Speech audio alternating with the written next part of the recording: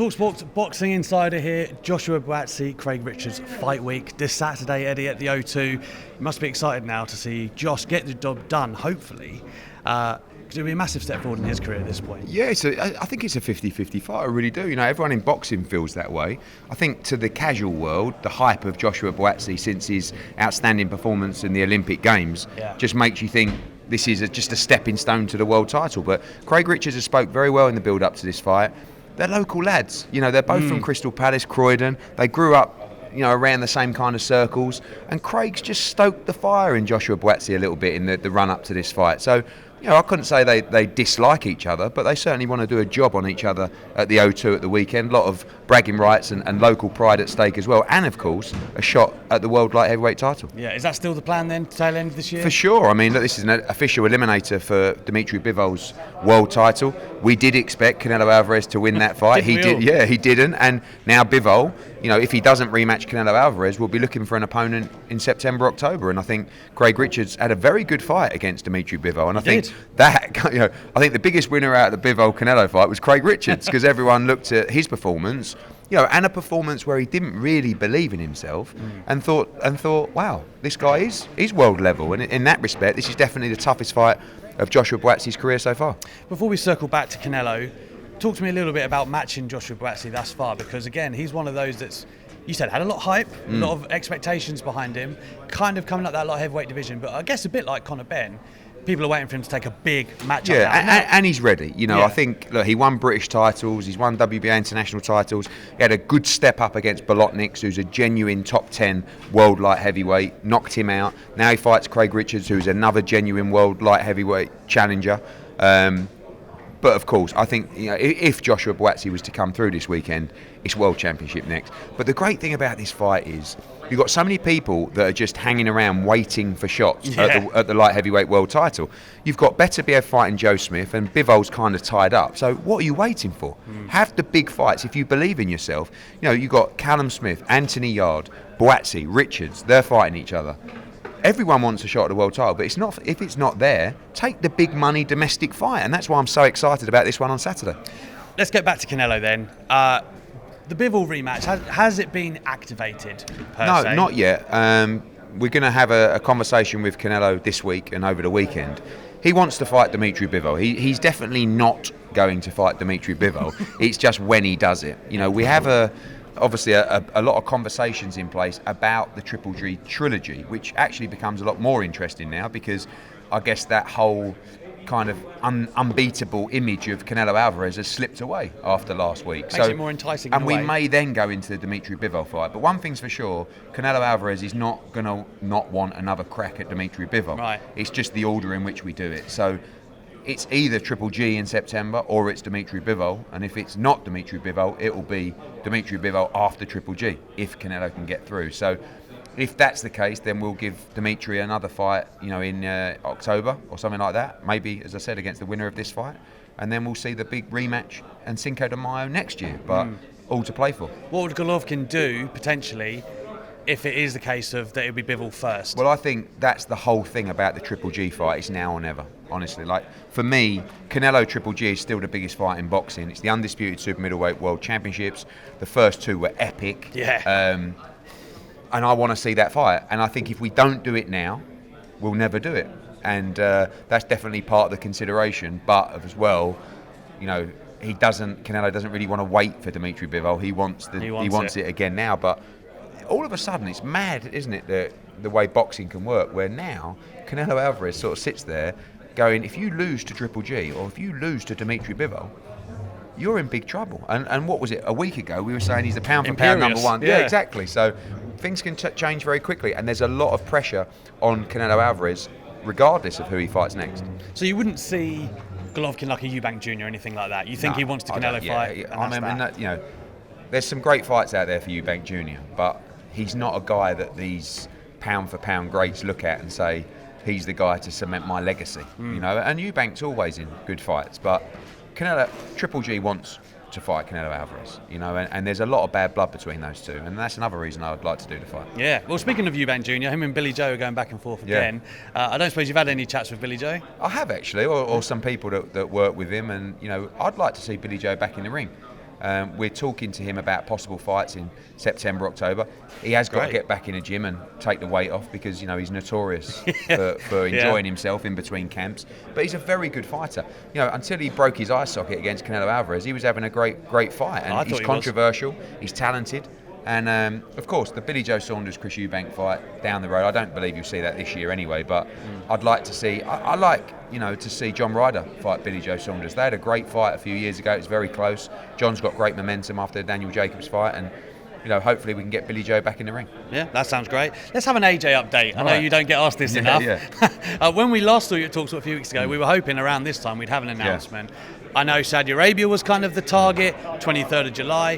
Where are we on that? Certainly that is still the front runner. And I'm, when you talk about July 23, it's 9 weeks away. So you will get an announcement next week from us, regarding Usyk against Joshua. It's happening. That's the front runner.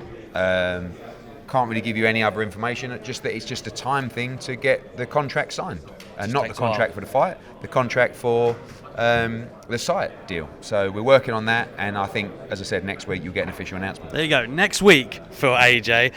Quickly as well, any conversations with Dillian White about what he plans to do? Some of his team are here because obviously they represent Babbage, so we'll have a chat with them. Still big fights out there for him. I don't think he really did himself justice in the Tyson Fury fight, but Tyson, is a great fighter. So hopefully Dillian White can get back in the mix. A couple of questions on fighters that you do represent and what their next plans are. Callum Smith? Going to be fighting on the AJ card. He's number one now with the WBC to be mandatory for the Better Behave Joe Smith winner. So looking to have either a final eliminator with the WBC or just move forward and stay in that queue, if you like, that we discussed earlier. Listen, the winner of Saturday's fight against Callum Smith could be a big domestic fight later this year, and Callum, quite rightly, isn't looking at the domestic scene. He wants to become a two-time world champion, but how long do you wait before you and he'll fancy himself certainly to beat the winner of this fight. Well, and also you've got fighters in like both proverbial queues. Yes. So you could be everybody's unifying. In queues. Everybody's in queues. What about Lawrence Coley? He's going to also fight actually on the AJ card in July, looking to try and land a unification fight for Lawrence. He needs that now because he's going to move to heavyweight sooner or later. I presume it's not Bradis, or is it? No, he's got to fight Jay Opataya in Australia coming up. So talking to the other champions, and hopefully we can make it happen. Ooh, that's going to be some card, by the way. Katie Taylor, Amanda Serrano. I mean, I know we've had so much great news with the zone and how that did and how that performed. Croke Park, I'm hearing from what you've said. Yeah, we've had some conversations, in Ireland. We got a lot of aggressive approaches to say, bring it to Ireland.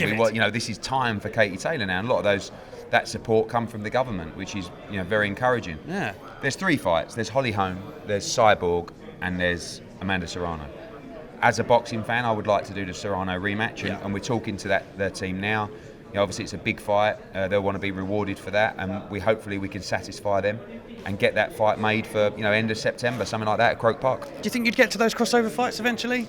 I think so, but I think I call them crossover. They have sometimes backgrounds. You look at crossover fights because you can't find a fight that's big enough in boxing. But we do have one that's big enough in boxing. It's Taylor Serrano too, so hopefully we can get it over the line. What do you think about Jarrell Miller coming back to the ring? I think that, when you talk about failed drug tests and stuff like that,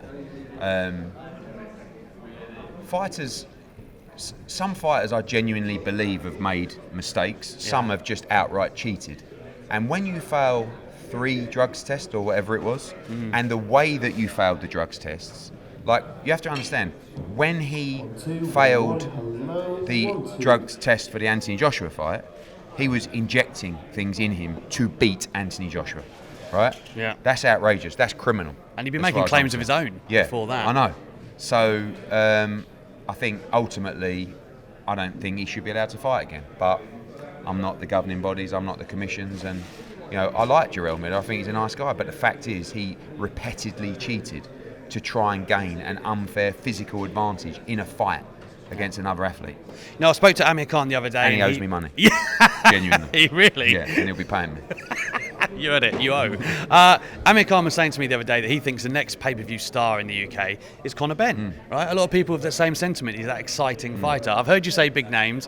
I want to try and drill you down a little bit on that, Eddie, because are we talking Keith Thurman's? Yeah, we are. We are talking that level because we've got a choice. We can go in the summer, July time, against that next step up, or we can just go, all in. Yeah. And there's a real feeling from Conor Benn to go all in. And as well as those comments around Amir Khan, I also heard him say Eddie's holding him back. Not really. I'm just trying to guide him in the right way with Tony Sims, because as Amir said, what was right, you are talking about a star in Conor Benn, but you also need to keep the public interested and keep him progressing as a fighter. You know, you may end up seeing him just jump into a mega fight next, and that's what we're working on at the moment.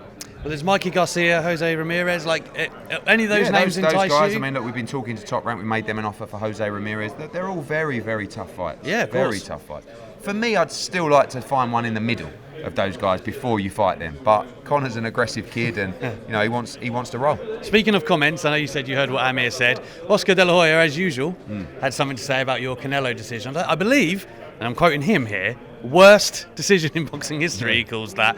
To fight Bivol. Yeah, how do you take that? I mean, I think, firstly, the day that I decide who Canelo Alvarez fights is, look, obviously, I feel for Oscar because he was with Canelo for a long time, and Canelo didn't want anything to do with Oscar De La Hoya, so they split.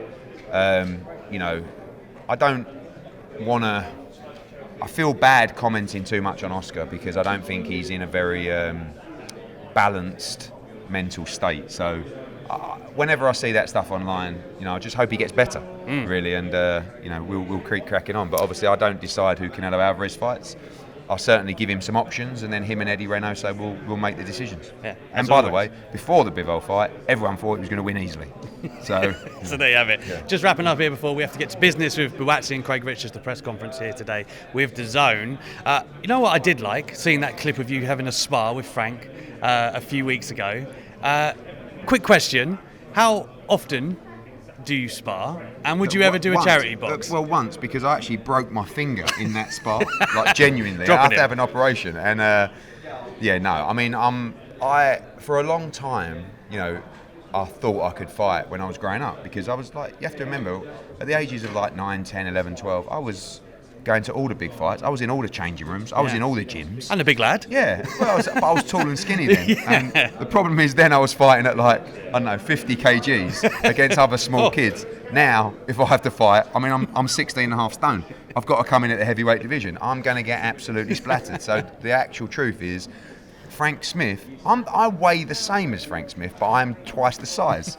I'd just like to make that clear, because a lot of people thought that was unfair. But no, you're not going to see me in the ring, unless the money's right. You'd never do a charity thing? I mean, I thought about calling Jake Paul out, but then again, I would get chinned, and that would be embarrassing. But the numbers, and then, Eddie. Yeah, I know, the numbers. We like the numbers, don't we? Then I thought about Leonard Ellaby, but he's a bit older. He'd probably chin me as well. Then I thought, I could beat Bob Arum. Yeah, He's 90. I'd back you against Bob Thanks, Arum. mate. Sure. I mean, it's pretty bad when I'm a slight favourite to beat Bob Arum at 90. Yeah, but no, I can't fight, and you won't be seeing me in the ring. Unless the money's right. Unless the money's right, as always. Thank you, Eddie Hearn, very much for joining us here on talkSPORT Boxing Insider, live here from Joshua Buatsi and Craig Richards.